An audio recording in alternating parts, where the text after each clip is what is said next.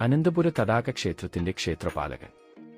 കേരളത്തിലെ കാസർഗോഡിലുള്ള അനന്തപുര തടാക ക്ഷേത്രത്തിലെ പുണ്യകുളത്തിലാണ് ബബിയ താമസിച്ചിരുന്നത്. 9 നൂറ്റാണ്ടിൽ ഭഗവാൻ അനന്തപത്മനാഭൻ വിഷ്ണുവിന്റെ ഒരു രൂപം സമർപ്പിച്ചിരിക്കുന്ന ഒരു ശാന്തമായ ക്ഷേത്രമാണിത്.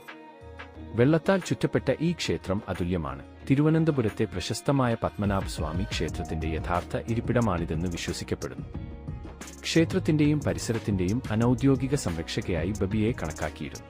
ബാബിയ സസ്യാഹാരം മാത്രം കഴിക്കുന്ന വ്യക്തിയായിരുന്നു. പ്രത്യേകിച്ച് ക്ഷേത്ര പൂജാരിമാർ ദിവസവും നൽകുന്ന പ്രസാദം അത് പലപ്പോഴും വേവിച്ച അരിയും ശർക്കരയും ആയിരുന്നു.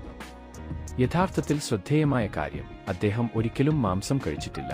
സാധാരണ മുതലകളായ മുതലകളിൽ നിന്ന് വ്യത്യസ്തമായി ബാബിയ അവിശ്വസനീയമാംവിധം ശാന്തനും അക്രമരഹിതനുമായിരുന്നു. കുട്ടികളോടോ അടുത്തുവരുന്ന കൗതുകകരമായ സന്ദർശകരോടോ പോലും ബാബിയ ഒരിക്കലും ആക്രമണം കാണിച്ചിരുന്നില്ല. ക്ഷേത്ര സംരക്ഷണത്തിനായി അനന്തപത്മനാഭൻ തന്നെ അദ്ദേഹത്തെ അയച്ചതാണെന്ന് നാട്ടുകാർ വിശ്വസിച്ചു.